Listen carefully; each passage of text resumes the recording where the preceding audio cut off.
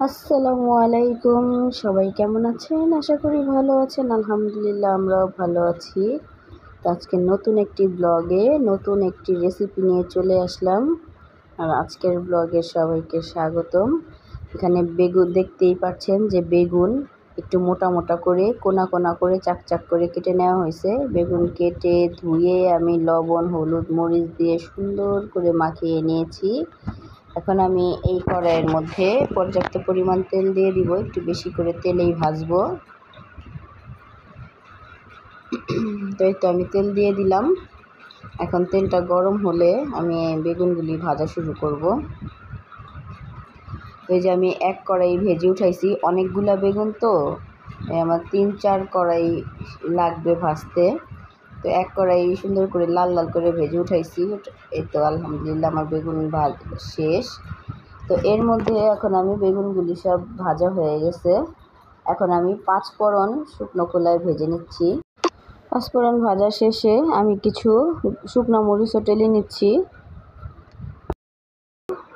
আর এইখানে আমি আন্দাজ মতো তেঁতুল নিয়েছি। আমার এখানে 1.5 কেজি বেগুন ছিল, লম্বা বেগুন লাগে এই আচারটা বানাতে।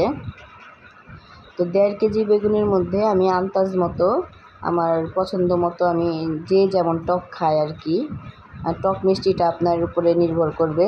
আপনি বেশি টক খেতে চাইলে একটু বেশি করে তেঁতুল নেবেন, বেশি একটু মিষ্টি মিষ্টি খেতে চাইলে একটু বেশি করে চিনি দিবেন, এই আর কি।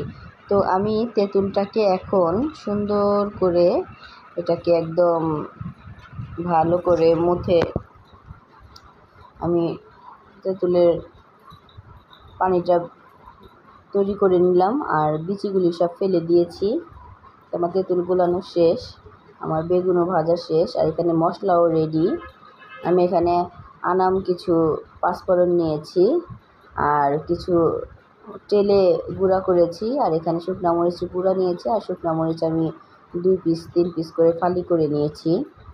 আর নিয়েছি এখানে সরিষার তেল, চিনি আর তেঁতুলের পানি। সব কিছু রেডি করে নিয়েছি, আর সামান্য একটু লবণ লাগবে।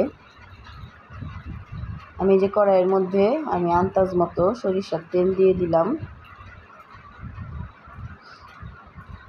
এই আচারটা অসম্ভব মজা, আপনারা একবার হলেও ট্রাই করে দেখবেন, আমার কাছে খুবই ভালো লাগে।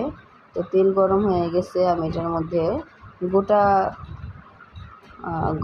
5 ফোড়ন আর শুকনো মরিচ আমি একটু তেলে নিব।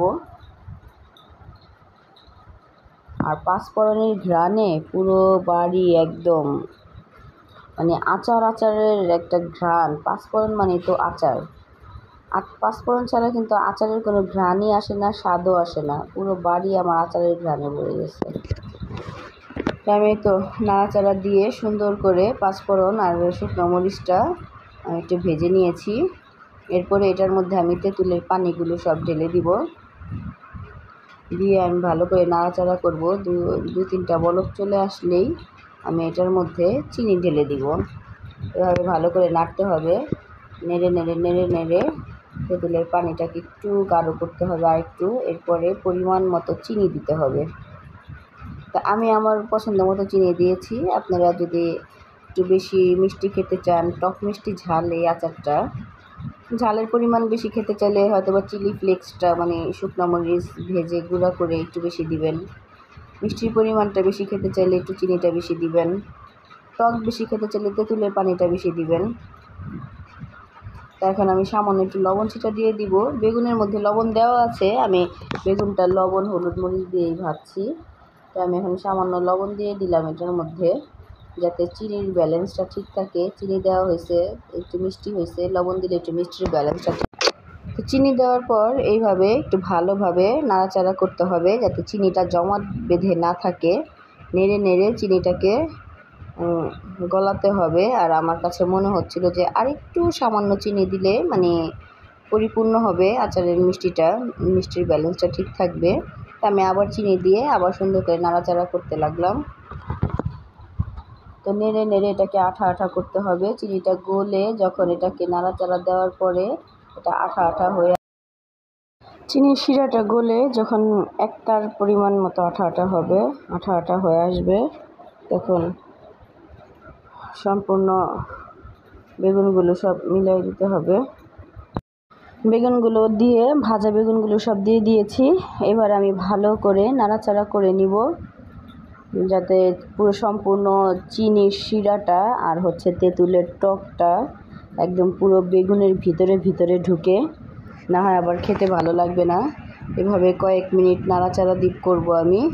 পুরো বেগুনটা একদম শিরায় রসালো হয়ে যাবে, কারণ চিনির শিরা আর তেঁতুলের টক দুইটা একসাথে মিশে গেছে। আর এই একসাথে মিশানো টক আর শিরাটাই বেগুনের ভিতরে ভিতরে প্রবেশ করাতে হবে, তাহলে এটা আচারটা খেতে ভালো লাগবে। এই তো টকবগিয়ে বলক চলে আসছে আমার আচারটা। এটার মধ্যে এখন আমি ভাজা মশলা দিয়ে দিব।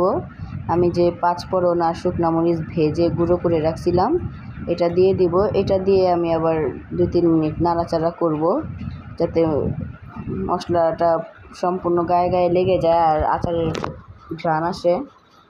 আর এই আচারটা আমার কাছে এত ইউনিক লাগে, এত ইউনিক একটা আচার যে মানে ধারণার বাইরে। আর অনেক মজা, অনেক উপস্থিত একটা খাবার। যে আমরা দেখা যায় না যে আমরা আমের সিজনে আমের আচার বানিয়ে রাখি, বা ঘরে কোনো আচার নেই, হঠাৎ খিচুড়ির সাথে আচার খেতে ইচ্ছে করলো, তখন এই আচারটা তৈরি করে নেওয়া যায়। এই তো আলহামদুলিল্লাহ আমার আচার একদম কমপ্লিট। কি সুন্দর হয়েছে, দেখতেও যেমন সুন্দর লাগতেছে, আর এই আচারটা খেতে আসলে অসম্ভব মজা। যারা যারা এই আচারটা খান নাই, অবশ্যই আমার ভিডিওটা দেখে এই আচারটা ট্রাই করবেন। আমার আচারটা কেমন লাগলো জানাবেন। আজকের ভিডিও এই পর্যন্তই। সবাই ভালো থাকবেন, সুস্থ থাকবেন। আল্লাহ হাফেজ।